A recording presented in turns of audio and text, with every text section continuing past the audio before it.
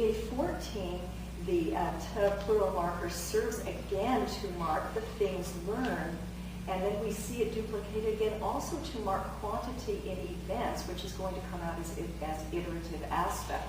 So we have our ta and te, multiple, done in different things.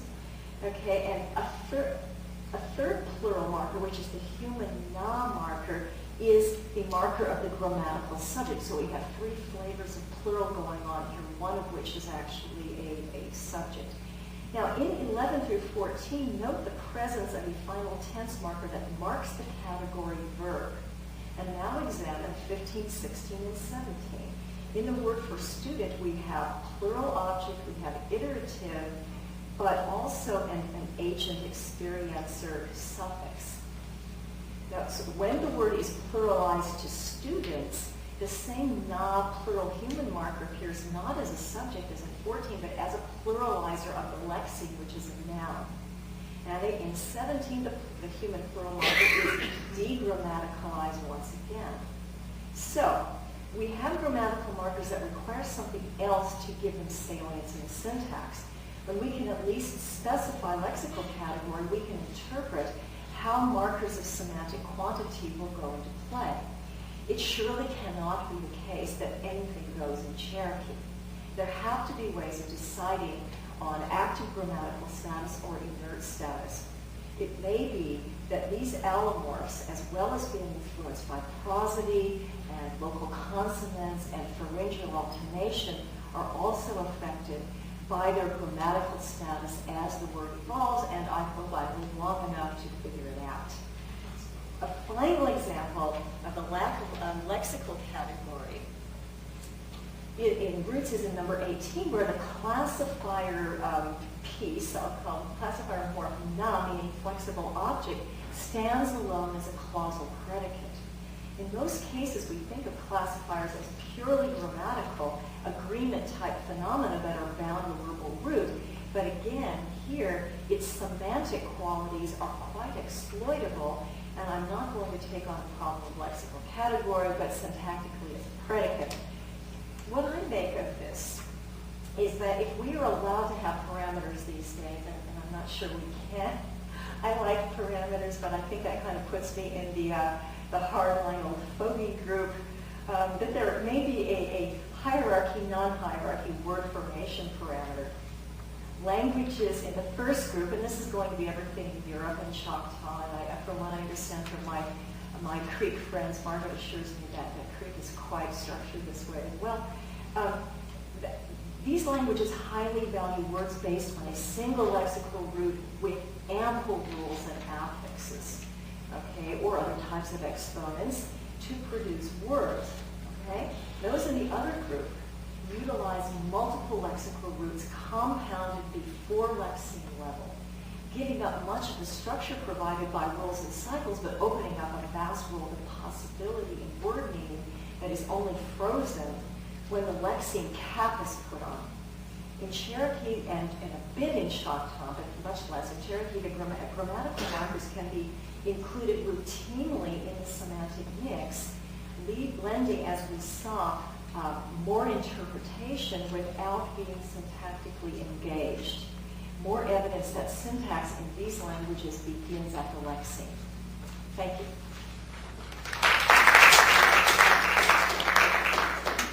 I'm supposed to entertain a question. Marcia will entertain questions from on high. A question? Yes.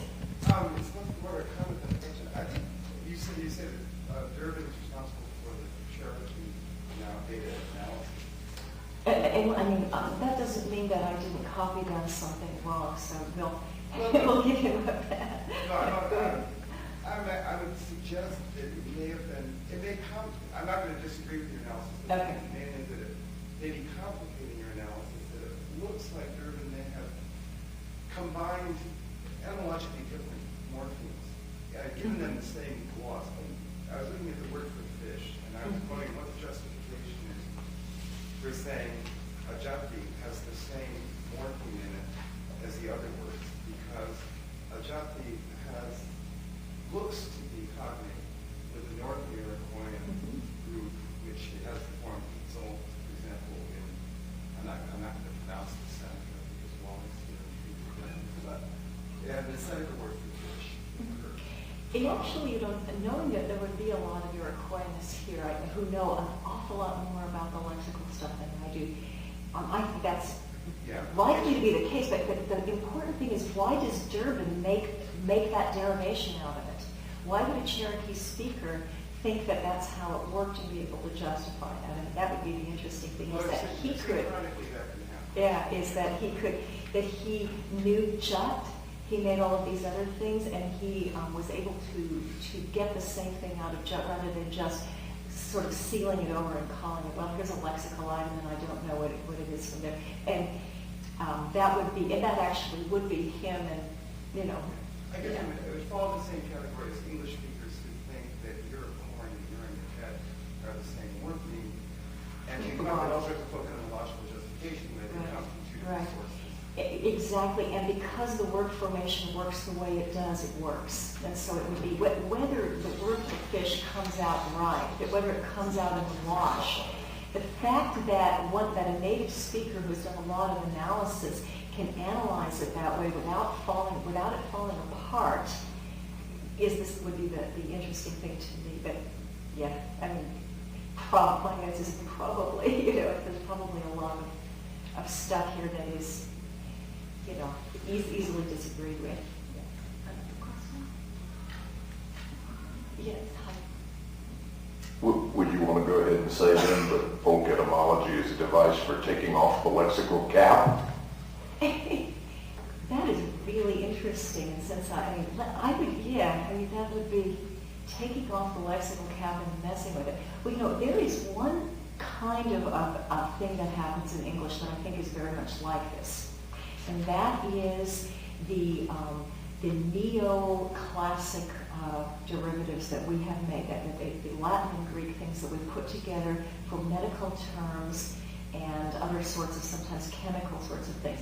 And these aren't the way that real Latin words work, but if we have something like sclera, and we have derma and itis and oma, we can put those together in a great big thing, so that if I have something like derm, I can get, phytoderm and scleroderma and other things where I've got some reference perhaps to skin, but there isn't any rule over how to put those things together, and I'm just lining these morphemes up, lining up a bunch of lexical roots, making up a thing with it, and then sealing it off so that then I can go back and decompose it.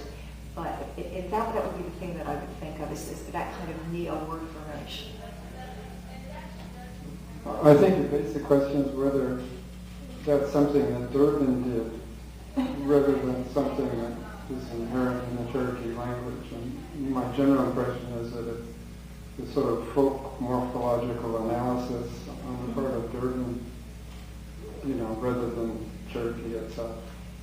And, that's what it looks like to me. Yeah, and there would be a risk there. Are you talking about the Ajati or all of them? All of them. Oh, okay. Well, that would be if you don't mind, I'm not going to tell him that.